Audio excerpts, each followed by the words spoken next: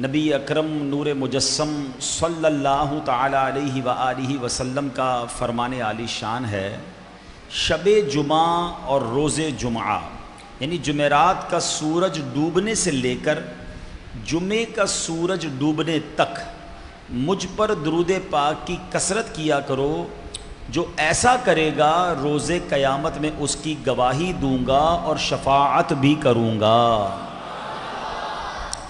تمنا ہے فرمائیے روز محشر، تمنا ہے فرمائے روز محشر، یہ تیری رہائی کی چٹھی ملی ہے، شفاعت کرے حشر میں جو رضا کی، شفاعت کرے حشر میں جو رضا کی، سوا تیرے کس کو یہ قدرت ملی ہے۔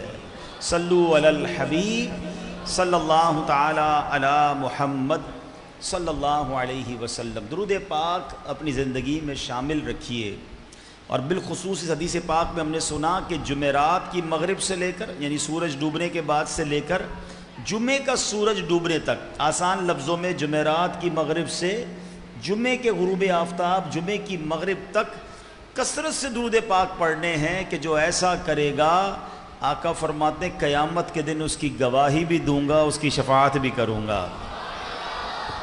تو سبحان اللہ، یہ جو جمعرات کی رات چل رہی ہے، کل جمعے کا دن ہے، اور کل دن تو ویسے ہی بڑا مبارک ہے۔ آپ کو پتہ ہے کل سبحان اللہ آج رات سے ایک عجب سما ہے، ایک مکے میں ایک رونق ہے۔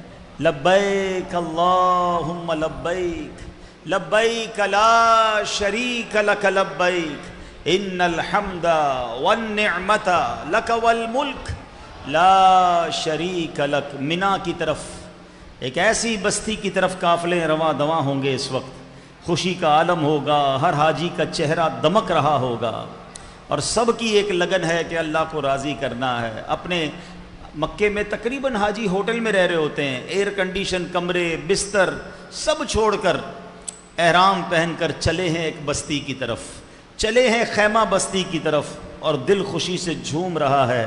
کیوں؟ حالانکہ وہاں تکلیف ہے، وہاں ویسا آرام نہیں ہے، وہاں ویسی سہولیات نہیں ہو پاتی، لائنیں لگی ہوتی ہیں وضو کے لیے، استنجا کے لیے، بعض اوقات اپنی پسند کا کھانا بھی نہیں ملتا، نیند بھی نہیں آتی۔ ایک خیمے میں جب اتنے سارے لوگ ہوں سب کے ساتھ سب کو نیند نہیں آتی۔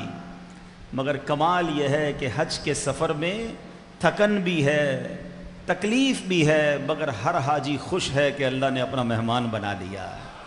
یہ کمال کی تھکن ہے، یہ کمال کی مشکلیں ہیں جس کے لیے ہر حاجی تڑپ رہا ہے، بلکہ یہاں جو نہیں گئے وہ بھی تڑپ رہے ہیں، لاکھوں روپے خرچ کر کے۔ اللہ سے اور اسلام سے محبت دیکھیں کہ لاکھوں روپے خرچ کر کے بندہ چاہتا ہے مولا اس میدان میں بلا لے جہاں بے شک تکلیف ہوگی، بے شک آسانی نہیں ہوگی، مگر وہ جانتا ہے یہ تھوڑی سی تکلیف ہے مگر مغفرت کا وعدہ ہے، رحمتوں کی چھما چھم بارش ہے۔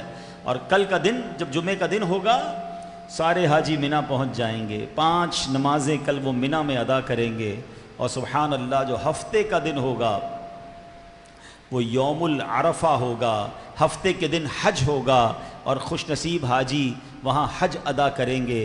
اور یاد رکھیے سب سے افضل دن پورے سال میں وہ جب یوم عرفہ حاجی عرفات کے میدان میں ہوتے ہیں، اللہ کی وہاں پر ایسی خاص رحمتیں برستی ہیں، اللہ فرشتوں کے سامنے حاجیوں پر فخر فرماتا ہے، میرے فرشتوں دیکھو میرے بندے دور دور سے پراگندہ بال میلے کچیلے ایک لباس پہنے ایک صدا لگاتے ہوئے اس میدان عرفات میں حاضر ہیں، اے فرشتوں گواہ ہو جاؤ میں نے سب کی مغفرت فرما دی۔ کہا جاتا ہے کہ عرفات، حدیثوں کا مضمون ہے کہ حج کرنے والا عرفات کے میدان میں حاضر ہونے والا گناہوں سے ایسا پاک ہو جاتا ہے جیسا ماں کے پیٹ سے ابھی پیدا ہوا ہو۔ سبحان اللہ۔ اور اس کے بعد جب پورا دن گزار لیتے ہیں، جب ہفتے کی رات اور اتوار اور ہفتے کی درمیانی رات ہوگی نا، یاد رکھنا، کیونکہ ہمارے دل ان کے ساتھ دھڑکنے چاہیے، ہماری کیفیتیں ان کے ساتھ چلنی چاہیے۔ سبحان اللہ۔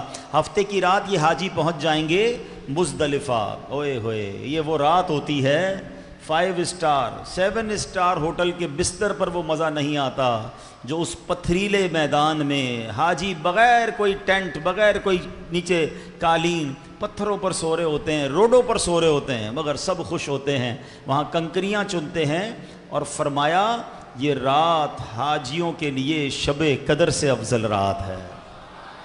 اور اب مزدلفہ کا جو وقوف ہے نا، اس میں فرمایا کہ عرفات میں حقوق اللہ معاف ہوتے ہیں، اور انشاءاللہ مزدلفہ میں حقوق العباد معاف کروا دیے جائیں گے۔ تو بڑا مبارک سفر ہے ماشاءاللہ۔ پاکستان سے بھی کئی حاجی گئے ہیں، آپ کے بھی جاننے والے رشتہ دار وہاں پہنچ گئے ہیں۔ ہم حاجیوں سے بھی گزارش کرتے ہیں، اگر ہمیں دیکھیں، ہمارا کلپ دیکھیں تو اے حاجیوں ہمیں بھول نہ جانا، ہمیں بھی اپنی دعاؤں میں یاد رکھنا، سب مسلمانوں کے لیے دعا کرنا۔ جو تڑپ رہے ہیں ہم اللہ سے دعا کرتے ہیں کہ یا اللہ آئندہ سال ہم سب کو بھی یہ مبارک سفر نصیب فرما۔ تو بڑی مبارک گھڑیاں ہیں، اگلے 2-3 دن 4 دن جو ہے نا، یہ خاص رحمت الہی کے دن ہیں۔ اور پھر ماشاءاللہ جب پیر کا دن ہوگا تو ہمارے یہاں قربانی ہوگی، اور یہ بھی سنت ابراہیمی ہے، جب کروڑوں لوگ اپنے رب کے حضور جانوروں کی قربانیاں پیش کریں گے، اللہ کی رضا کے لیے اپنا مال خرچ کریں گے، تو ظاہر ہے جب اتنی ساری نیکیاں ہوں تو یہ خاص رحمتوں کے نزول کا وقت ہوتا ہے۔ ہم اللہ سے دعا کرتے ہیں کہ یہ مبارک ایام ساری دنیا کے مسلمانوں کا حج بھی قبول فرما اور سب کی قربانیاں بھی قبول فرما۔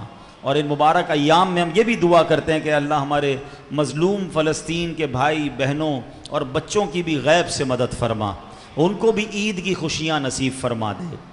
تو سبحان اللہ۔ تو اب درود پاک کثرت سے پڑھنا ہے انشاءاللہ۔ آج ایک بڑی عظیم ہستی کا ذکر کرنا ہے، اور وہ ہستی، ان سے ہم سب کو ایک خاص تعلق بھی ہے، اور یوں بھی بڑا پیار ہے کہ انہوں نے اپنی زندگی کا اکثر وقت مدینہ طیبہ میں گزارا ہے۔ 75 سال کم و بیش زندگی کے مدینے میں گزارے ہیں، اور سبحان اللہ اس کے بعد آقا کے قدموں میں ہی جان دی ہے، اور آج بھی جنت البقیع میں موجود ہیں۔ اور اے عطاریوں، ہماری زیادہ محبت ان سے کیوں ہے کہ وہ ہمارے دادا پیر بھی ہیں ہمارے پیر و مرشد قبلہ شیخ طریقت امیر اہل سنت مولانا محمد الیاس عطار قادری، اور ان کے پیر و مرشد مولانا ضیاء الدین مدنی۔ تو اللہ کریم تربت مولانا ضیاء الدین مدنی پر کروڑوں رحمتوں کی بارش نازل فرمائے۔ تو وہ بڑی عظیم ہستی ہیں، ان کا عرس کے دن ہیں، 4 ذوالحجہ ان کا عرس منایا جاتا ہے۔ تو آج انشاءاللہ بیان میں ایک مدنی بزرگ کا، ایک مدنی اللہ کے ولی کا، اور آپ کو قطب مدینہ بھی کہا جاتا ہے، ٹھیک ہے نا؟ تو سبحان اللہ ان کا ذکر خیر ہوگا، ان کے پیارے پیارے ہم واقعات سنیں گے، اور دل میں مزید اولیاء کرام سے محبت، اہل مدینہ سے محبت انشاءاللہ بڑھائیں گے۔ ہم شجرے میں ایک شعر پڑھتے ہیں، بڑا پیارا شعر ہے، آؤ اس کو پہلے دعا کے طور پہ پڑھ لیتے ہیں۔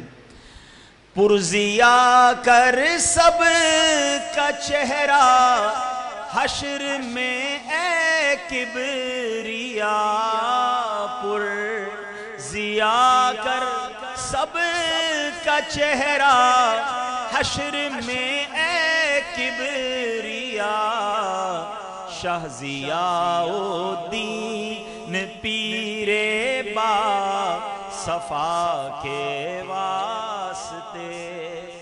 یہ انہی ضیاء الدین مدنی کے صدقے ہم دعا کرتے ہیں کہ اللہ ان کے صدقے ہمارا چہرہ قیامت کے دن چمکتا رکھنا۔ آپ کو پتہ ہے قیامت کے دن 2 قسم کے لوگ ہوں گے۔ قرآن میں اللہ فرماتا ہے کچھ چہرے وہ ہوں گے جو اس دن سیاہ پڑ جائیں گے، اور کچھ چہرے وہ ہوں گے جو اس دن مسرور ہوں گے، چمک رہے ہوں گے۔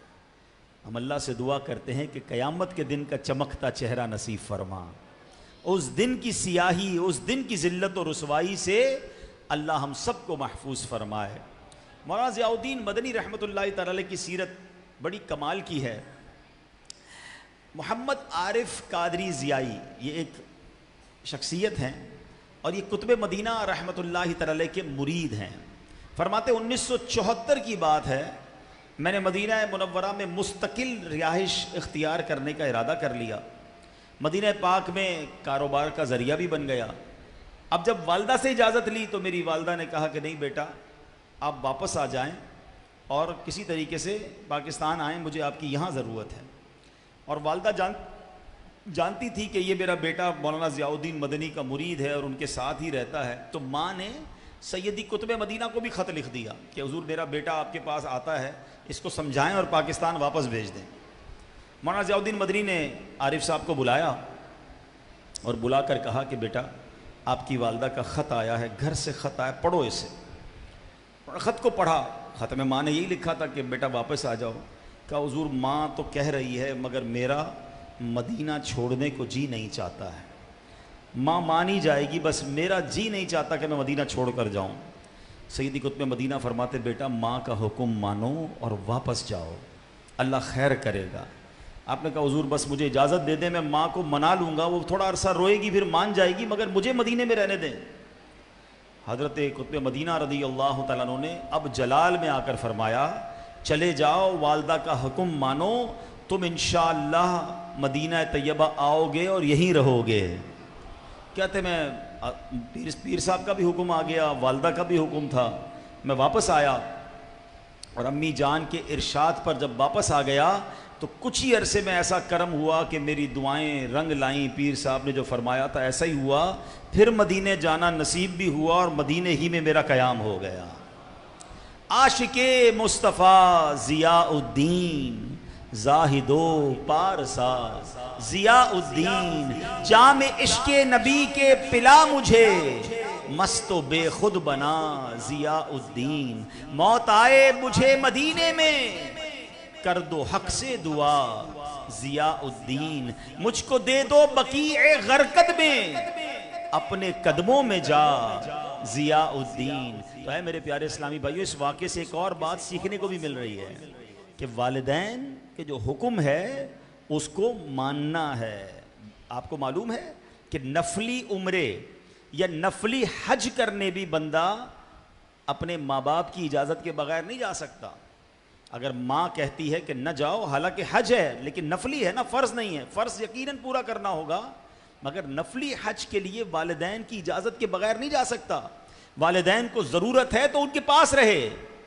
اب یہ میں یہاں ان لوگوں سے بات کروں گا کہ وہ مدینے میں رہنا چاہتے تھے، اور میں نے آپ کو شرعی مسئلہ بھی بیان کر دیا حج کا۔ ایسے کاموں میں بھی منع ہے اگر ماں اور والد کو ضرورت ہے تو نیکی کے اتنے بڑے کام سے زیادہ ضروری ماں باپ کی خدمت ہے، تو جو بندہ دوستوں یاروں میں بیٹھ کر برے کاموں میں زندگی گزارے اور اپنے ماں باپ کو وقت نہ دے، ماں باپ کی فرما برداری نہ کرے، تو اس کا کیا ہوگا۔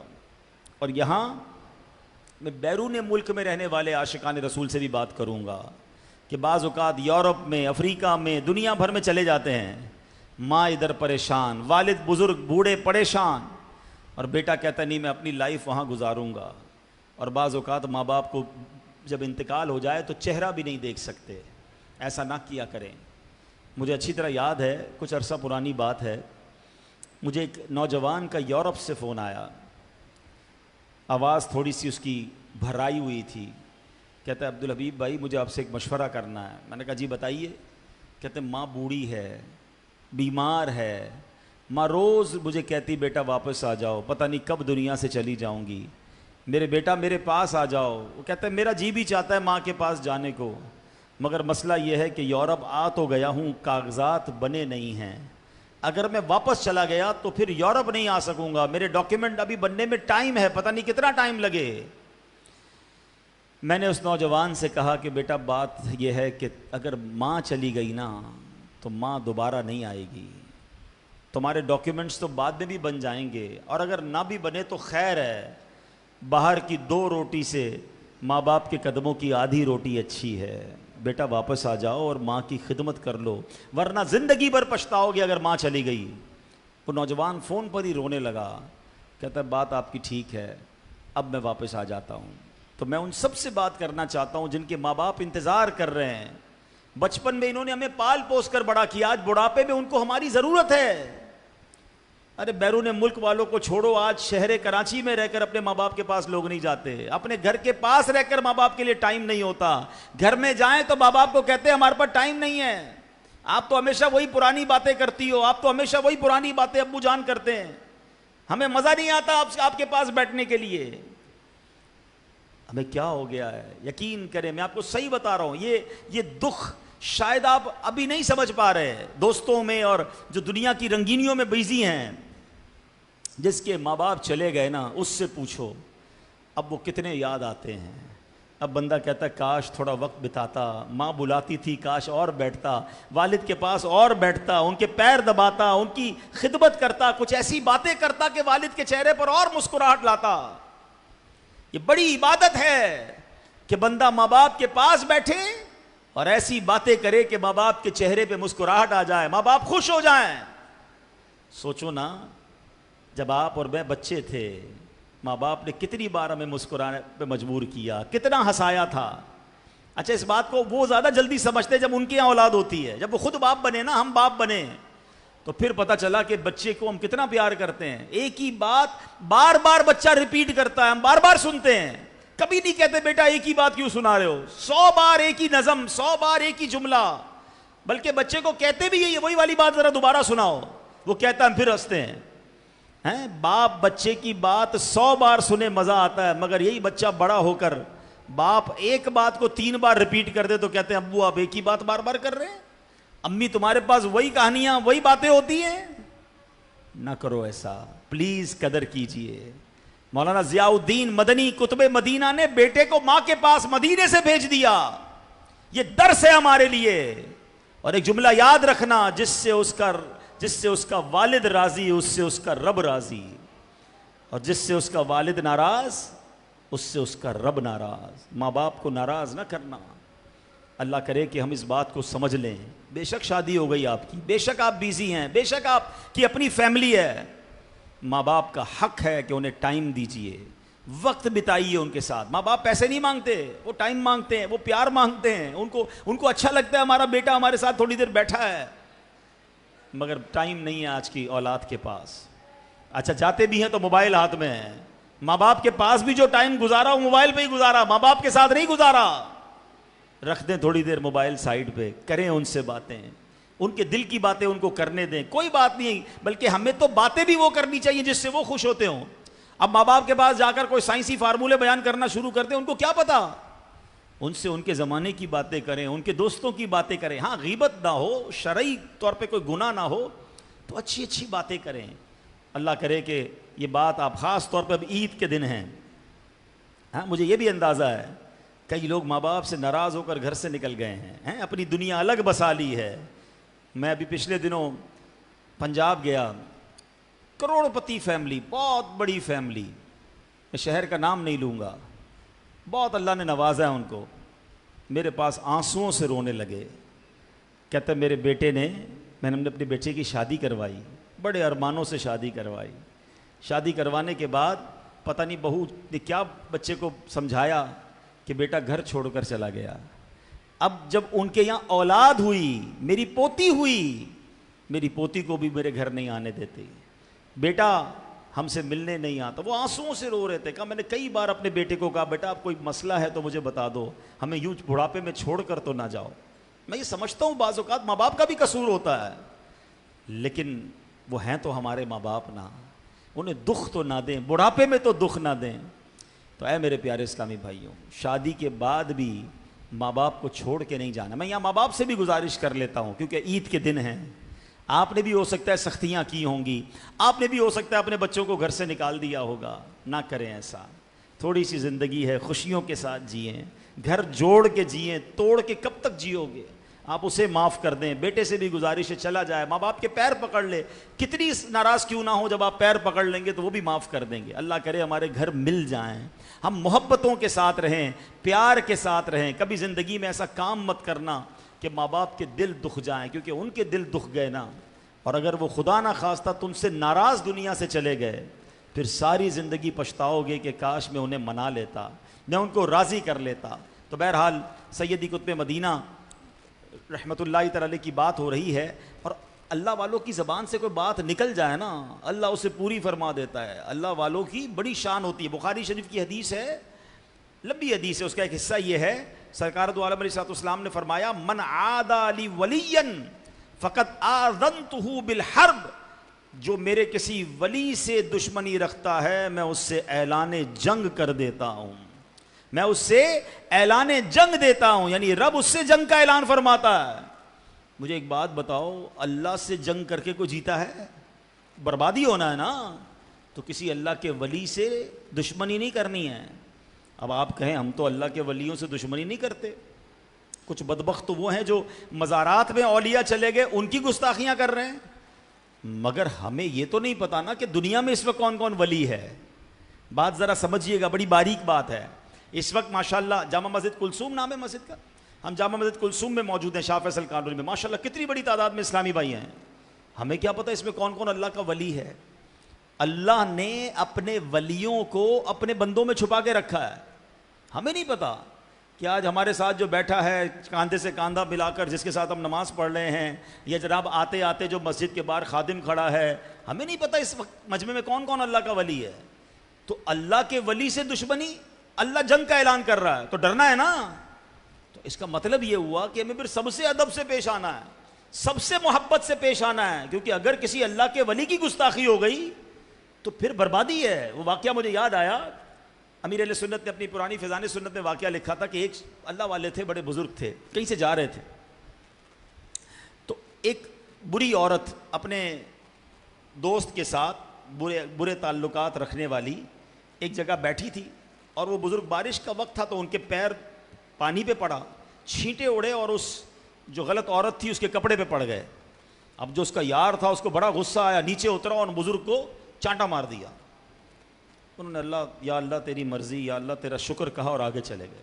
تھوڑا آگے گئے تو ایک حلوائی کی دکان تھی، وہ جانتا تھا یہ اللہ کے بڑے نیک بندے، کہا حضرت آئیے آئیے، بارش کا سیزن ہے، یہ ذرا تھوڑا سا دودھ کا گرم پیالہ پیجئے۔ تو اللہ کے ولی کہتے ہیں اللہ تیری بھی شان ہے، کہیں تھپڑ لگتی ہے، کہیں دودھ پلاتا ہے، تیری رضا پر میں راضی ہوں۔ تھوڑی دیر ہوئی تو وہ جو بندہ جس نے حضرت کو تھپڑ مارا تھا نا، وہ اس منڈیر سے گرا اور گر کر مر گیا۔ تو لوگوں نے کہا حضرت آپ نے کیا اس کے لیے بد دعا کی تھی جس نے آپ کو چانٹا مارا، وہ گر کے مر گیا؟ تو حضرت نے بڑا پیارا جواب دیا، کہا جب اس عورت کے کپڑوں پر چھینٹے پڑے تو اس کے دوست نے مجھ سے بدلہ لیا اور تماچا مارا، ہیں مجھے چانٹا مارا۔ جب مجھے چانٹا مار کر تکلیف پہنچائی تو پھر میرے دوست رب نے بدلہ لے لیا۔ اللہ کے ولی اللہ کے دوست ہوتے ہیں، اگر ان کی شان میں گستاخی ہو گئی تو برباد ہونے میں ٹائم نہیں لگے گا۔ تو ہمیں اللہ کے بندوں سے عزت سے پیش آنا ہے، پیار سے بات کرنی ہے۔ تو سبحان اللہ۔ اور پھر اسی حدیث کا اگلا حصہ ہے وَإِن سَأَلْنِي وَإِن سَأَلَنِي لَأُعْطِيَنَّهُ، اگر وہ اللہ کا ولی مجھ سے مانگے تو میں اللہ ضرور بضرور اسے عطا کرتا ہوں۔ مولانا ضیاء الدین مدنی نے کیا کہا تھا؟ تم جاؤ گے پھر واپس آؤ گے اور یہیں رہو گے۔ ایسا ہی ہوا، کہتے میں واپس بھی پہنچ گیا، وہاں مسکن بھی بن گیا۔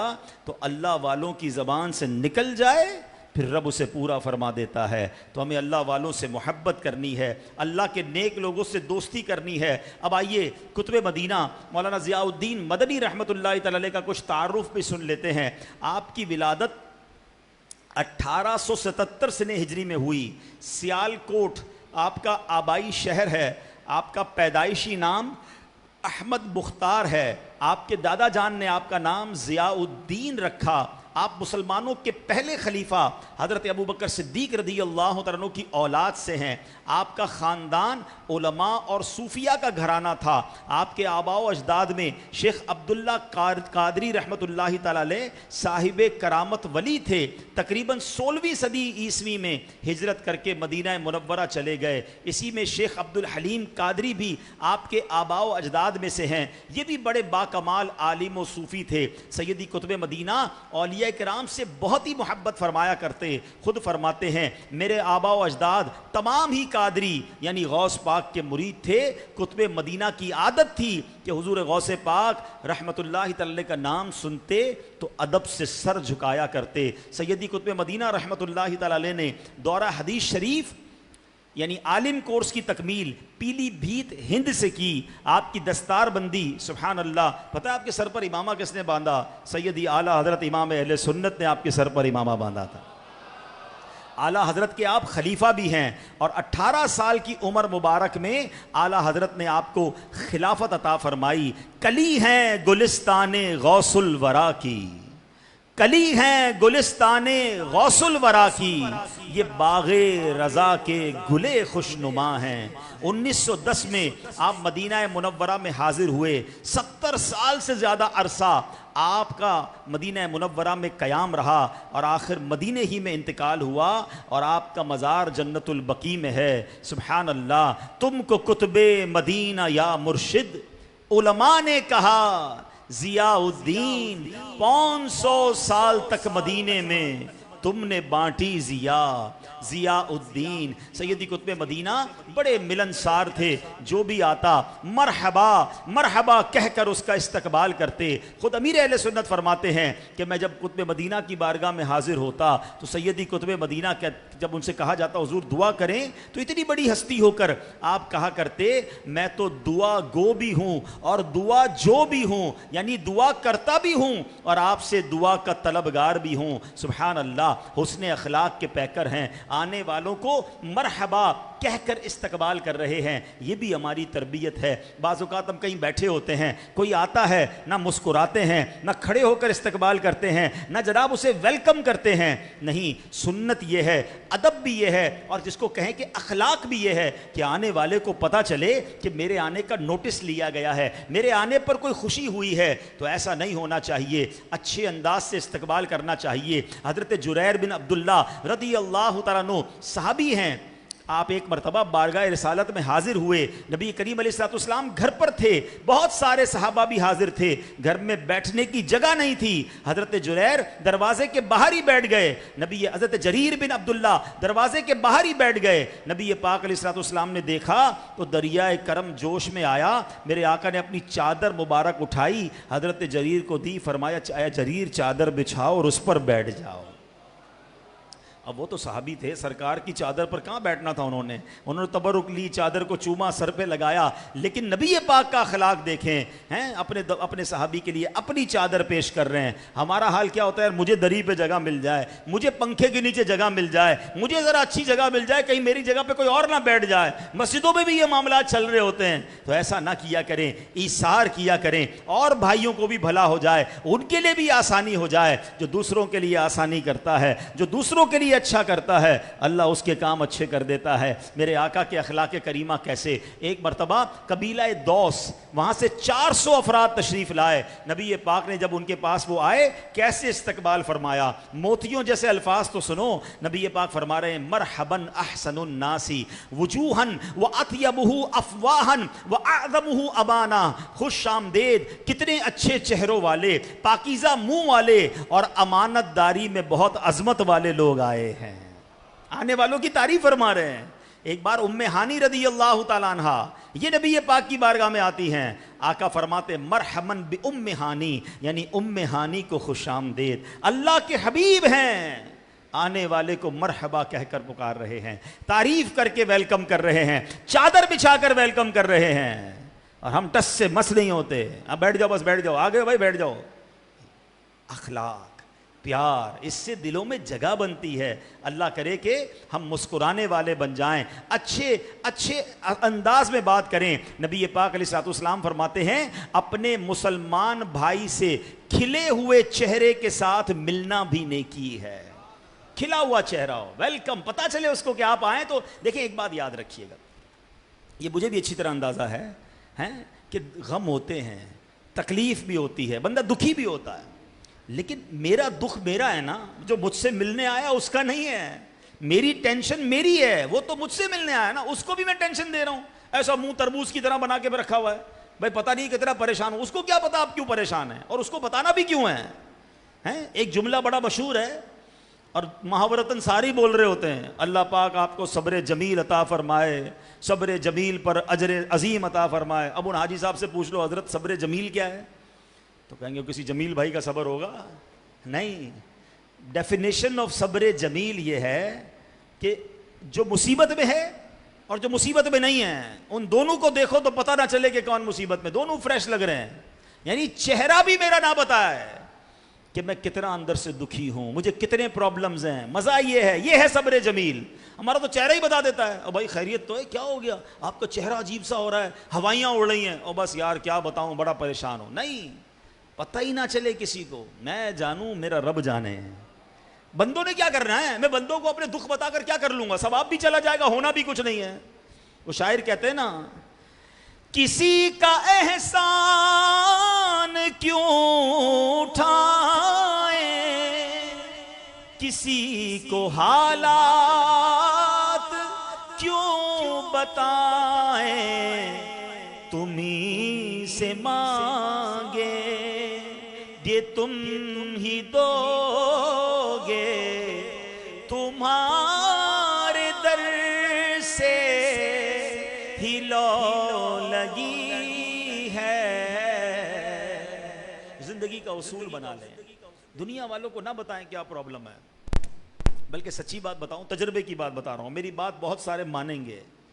ہم جب دنیا والوں کو اپنے دکھ بتاتے ہیں نا، بعض لوگ مزے لیتے ہیں، مدد کوئی نہیں کرتا، انجوائے کرتے ہیں. اچھا یہ بھی پرابلم ہے، یہ بھی مشکل ہے، اچھا ہمارے سامنے ہمارے بنیں گے اور باہر جا کے بتائیں گے بھائی اس کا تو یہ پرابلم ہے، یہ آیا تھا میرے پاس اپنا مسئلہ حل کرانے، آج کا تو یہ مسئلہ ہے. یعنی ہماری پرابلم سے انجوائے کر رہے ہیں. میں کیوں بتاؤں کسی کو بھائی؟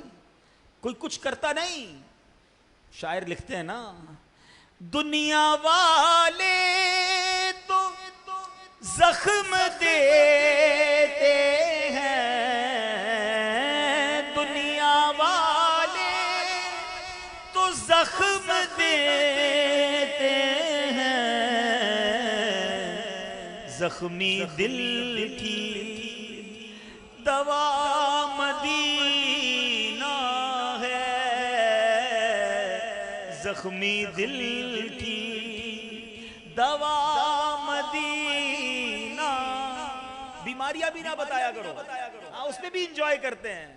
کیوں ہو مایوس اے مریضوں تم، کیوں ہو مایوس اے مریضوں تم، آؤ دارو شفا مدینہ ہے، آؤ دارو شفا. تو آقا سے عرض کریں نا، اللہ اور اس کے حبیب سے عرض کریں، ادھر سے کرم ہونا ہے. تو کیا خوبصورت بات کہ ہمیں اچھے چہرے سے ملنا ہے، خوش دلی سے ملا کرو. اور یہاں ایک اور بات چلو آپ کو کام آئے گی. ہمیں پرابلم ایک اور بھی ہے، جب ہم دکھی ہوتے ہیں نا اور کوئی مسکراتا ملتا ہے، کوئی فریش نظر آتا ہے، تو ہمیں اصولاً تو خوش ہونا چاہیے کہ چلو اللہ نے اس کو چمکتا چہرہ فریش. لیکن لوگ اس کو نیگیٹو کیا لیتے ہیں، یار میں اتنا دکھی ہوں، یہ اتنا خوش کیوں ہے؟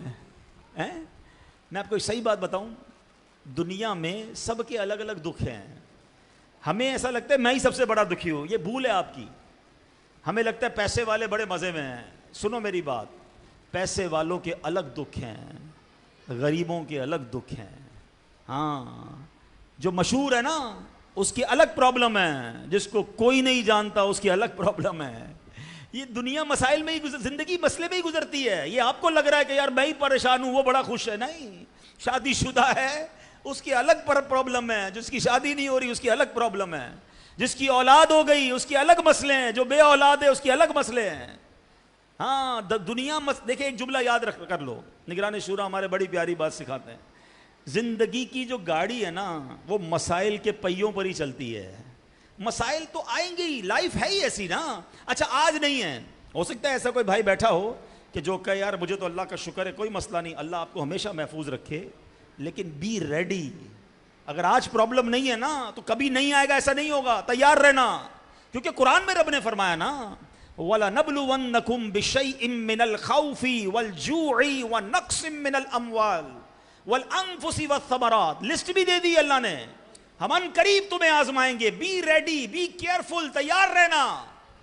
کن چیزوں سے؟ خوف سے، بھوک سے، تمہاری باڈی کے پرابلم ہوگی، تمہارے مال خراب ہو جائیں گے، بچوں کے مسائل ہوں گے.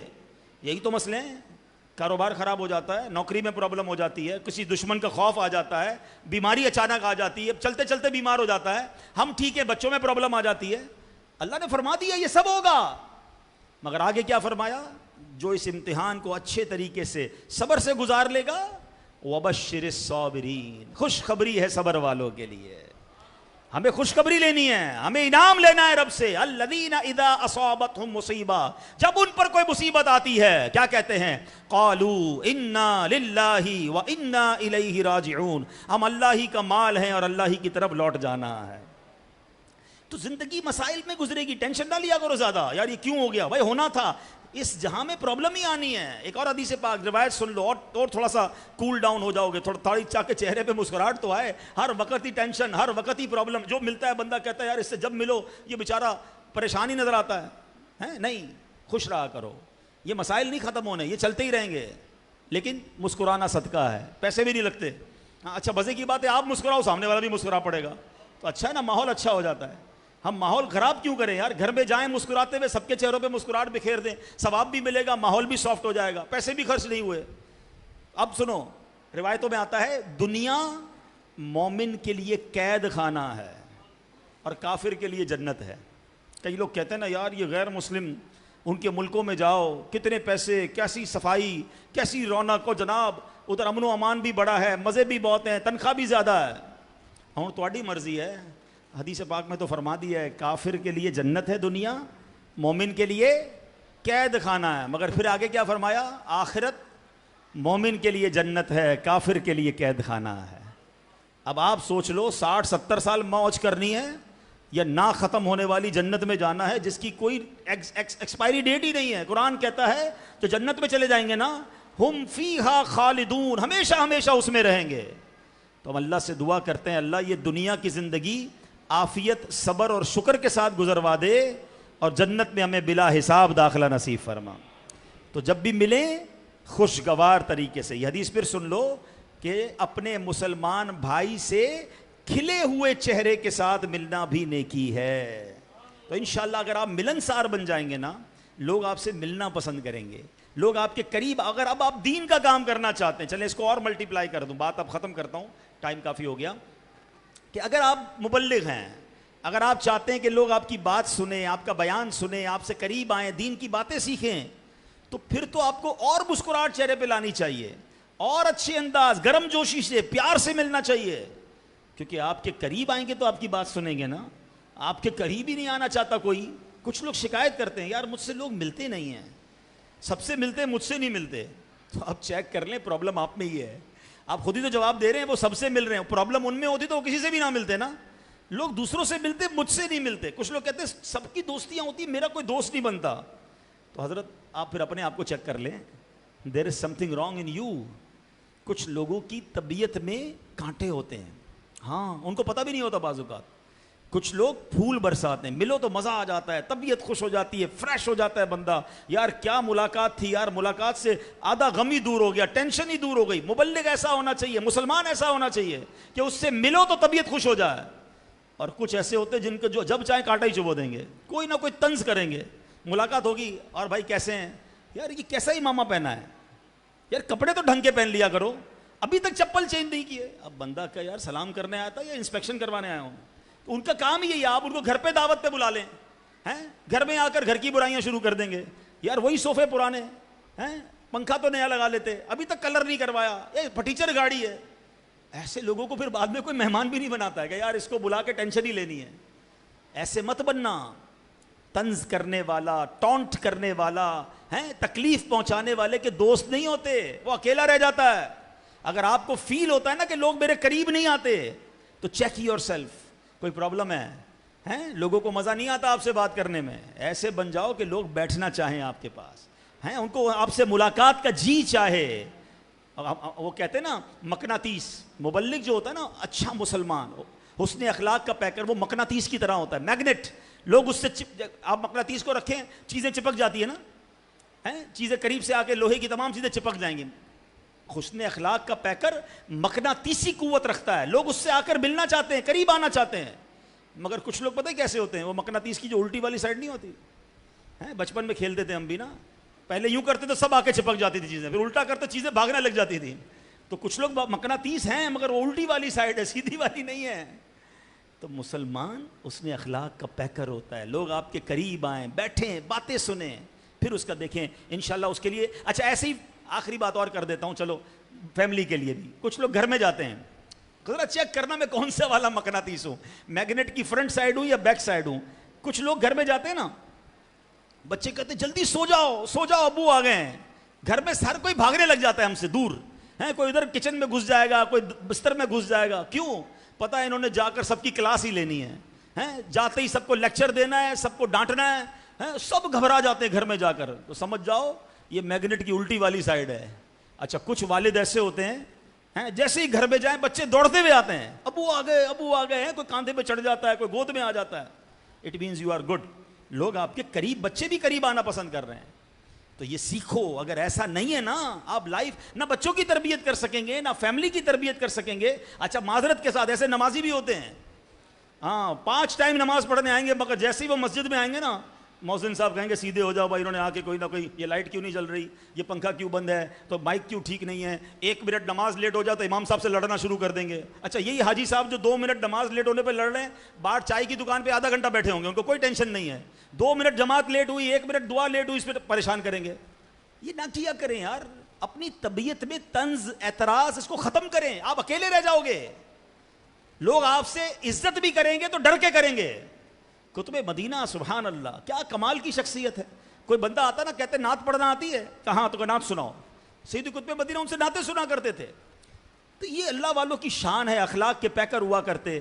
تو بہرحال باتیں تو بہت ساری تھیں, بیان کہیں اور نکل گیا, لیکن چلیں یہ باتیں بھی ہماری تربیت کے لیے ضروری ہیں, اور یہی اللہ والوں کا فیضان ہوتا ہے. یہ قطب مدینہ کا ہی فیضان ہے کہ انہوں نے ہمیں بیان کو اس طرف موڑ دیا کہ چلیں ہم سب ان کے اخلاق کے صدقے اخلاق والے بن جائیں, مسکرانے والے بن جائیں, نرمی والے بن جائیں, شفقت والے بن جائیں. آپ کو پتہ ہے 2 قسم کی مکھیاں ہوتی ہیں, ہنی بی یا ہاؤس فلائی. ہنی بی کون سی ہوتی ہے؟ شہد کی مکھی. کہاں بیٹھتی ہے بتاؤ نا؟ پھولوں پر. کہاں بیٹھتی ہے؟ شہد لے کر آتی, لیکن بیٹھتی کدھر ہے؟ اور ایک گھریلو مکھی ہوتی ہے, وہ کہاں بیٹھتی ہے؟ گندگی. آپ کے گھر میں اچھے فروٹ پڑے ہوں, اچھے پھول ہوں, آپ کے گھر میں خوشبو ہو, کہیں نہیں بیٹھے گی وہ. گھر میں جدھر کچرا ہوگا ادھر جا کے بیٹھ جائے گی. ایسا ہی ہے. اور شہد کی مکھی کہاں بیٹھے گی؟ پھولوں پر. اب چیک کر لو اپنے آپ کو, میں لوگوں کی خوبیاں تلاش کرتا ہوں یا دوربین لگا کر لوگوں کے عیب تلاش کرتا ہوں؟ اس کا مطلب میں کون سی والی مکھی ہوں, شہد کی یا وہ گندی والی؟ کچھ لوگوں کو کچھ نظر نہیں آئے گا, صرف غلطی نظر آئے گی. تو یہ خود اپنے بارے میں غور کریں کہ میری نگاہیں ایسی ہو گئی ہیں کہ مجھے مسلمان میں صرف عیب ہی نظر آتا ہے, کوئی خوبی نہیں ہے اس میں. خوبیوں کی بات کریں, خوشیوں کی بات کریں. بشروا ولا تنفروا, حدیث پاک کا مضمون ہے. خوشخبری سناؤ, نفرت نہ پھیلاؤ. یسروا ولا تعسروا, آسانی کرو مشکل نہ کرو. کیا خوبصورت حدیث ہے یار, صرف اسی پر عمل کر لیں زندگی آسان ہو جائے گی. دوبارہ سنو, بشروا ولا تنفروا, خوشخبری سنایا کرو, نفرت اور تکلیفیں نہ پھیلایا کرو. یسروا ولا تعسروا, آسانی کیا کرو, تکلیف نہ پہنچایا کرو. بس زندگی کا یہ فارمولہ بنا لیں, آپ لوگوں کے لیے آسان ہو جائیں, آپ کی زندگی آسان ہو جائے گی, آپ کی فیملی آسان ہو جائے گی, آپ کے بچے, آپ کی بہو, آپ کے داماد. یہ سب پرابلم اسی لیے ہیں کہ عیب ہی ڈھونڈنے, تنقید ہی کرنی ہے, طنز ہی کرنا. نہیں کریں ایسا. اللہ کرے کہ ہم اخلاق کے ان پھولوں کو اپنے دل کے مدنی گلدستے میں سجانے والے بن جائیں. اور یہی کمال ہے دعوت اسلامی کا. آیا کریں دعوت اسلامی کے اجتماعات میں, شرعی مسائل کے ساتھ ساتھ ہمیں فیملی اور لوگوں کے ساتھ کیسے رہنا ہے یہ بھی ہماری تربیت کی جاتی ہے. اللہ کریم ہماری دعوت اسلامی کو بھی خوب برکتیں اور خوشیاں نصیب فرمائے. اور قطب مدینہ رحمۃ اللہ تعالی علیہ کی جو ولادت کی بات ہوئی تھی, تو وہاں میری زبان سے 1877 ہجری نکل گیا. 1877 تو ابھی آئی نہیں ہے, ابھی تو 1400 سن چل رہا ہے. 1877 عیسوی جو ان کا ولادت کا سال تھا. جزاک اللہ جنہوں نے مجھے میری تربیت فرمائی. اب انشاءاللہ ہم جو ہمارے ہر جمعرات کو معمولات پڑھائے جاتے ہیں, درود پاک اور دعائیں, ہم انشاءاللہ وہ پڑھیں گے. درود پاک پڑھ لیں, صلو علی الحبیب. ماشاءاللہ دعوت اسلامی جیسے ابھی ہم نے سنا کہ کروڑوں لوگ قربانی کر رہے ہیں, اور آپ کی میری دعوت اسلامی دنیا بھر میں دین متین کی خدمت کر رہی ہے. 1500 سے زیادہ جامعۃ المدینہ ہیں, ہزاروں مدرسۃ المدینہ ہیں, لاکھوں بچے اور بچیاں حفظ کر رہے ہیں, ناظرہ پڑھ رہے ہیں, قرآن پڑھ رہے ہیں, عالم بن رہے ہیں, اور پھر مسجدیں, اور پھر دنیا بھر میں دین کا کام. تو اس تمام کاموں کے لیے یقیناً آپ کی مدد کی حاجت ہے. تو جہاں جہاں قربانی کریں تو اپنی قربانی کی خال اپنی دعوت اسلامی کو دیں, اور اپنے رشتہ داروں اور دوستوں کو بھی اس کی دعوت دیں. کہ قربانی تو کرنی ہے، تو خال اگر دعوت اسلامی کو جائے گی اور اس خال سے انشاءاللہ اگر کسی مدرسے میں کسی دین کے کام میں وہ پیسے خرچ ہو گئے تو ہمارے لیے ہو سکتا ہے وہ صدقہ جاریہ بن جائیں۔ اس بار تو خال کی قیمت بھی بہت کم ہے، یعنی اگر ہم نے پچھلے سال خالیں کی تھیں، اگر اس کو ڈبل کریں گے تب جا کے پچھلے سال جتنے پیسے ہو سکیں گے۔ تو آپ نے بھی اس بار تعاون کرنا ہے، دوستوں رشتہ داروں سے بھی بات کرنی ہے، اور اگر آپ کے پاس دعوت اسلامی والے نہ پہنچ سکیں تو آپ نے خود تھیلی میں ڈال کر قریب کسی دعوت اسلامی کے مرکز یا اسٹال تک خال پہنچانی ہے تاکہ یہ نیکی کا کام ہو جائے۔ اور ایک اور بات میں کر لوں، لاکھوں روپے کا جانور قربان کرتے ہیں تو چند سو یا ہزار روپے خرچ کر کے صفائی بھی کروا لیا کریں، کیونکہ بعد میں جو آلائشیں اور جو گندگی، دنیا میں کہیں بھی یہ روڈ پر قربانی نہیں ہوتی ہے، ہم روڈوں پہ قربانی کرتے ہیں اور سب کچھ چھوڑ کے اپنا گوشت لے کے چلے جاتے ہیں، پھر بے شک روڈ کا بیڑا غرق ہو جائے۔ تو یہ وطن ہمارا ہے، یہ محلہ ہمارا، یہ سڑکیں ہماری ہیں۔ جب آپ کا گھر صاف رکھ سکتے ہیں تو باہر اپنے گھر کے باہر چند فٹ کی جو سڑک ہے اس کو بھی صاف کر لیا کریں، چند 100 روپے خرچ کر لیں۔ جب آپ نے لاکھوں روپے جانور پہ خرچ کیے ہیں تو انشاءاللہ اس بار اس پر بھی کوشش کریں۔ سارے کام گورنمنٹ کے نہیں ہوتے، ہمارے بھی ہوتے ہیں، اتنا خون بہتا ہے، اتنی جناب آلائشیں ہوتی ہیں، اتنی سخت گرمی پڑ رہی ہے، تھوڑی دیر میں بیکٹیریا ہو جائیں گے، تھوڑی دیر میں جراثیم ہو جائیں گے، بدبو اور تعفن الگ پھیل جاتا ہے، کئی دنوں تک ہماری گلیوں سے بدبو آ رہی ہوتی ہے۔ تو ایسا نہ کریں، یہ اتنا خوبصورت فریضہ ہے تو اس پر نفاست بھی، صفائی بھی ہمارے اسلام نے سکھائی ہے، تو اس صفائی کا بھی ہم نے خیال رکھنا ہے۔ اللہ پاک عمل کرنے کی توفیق عطا فرمائے۔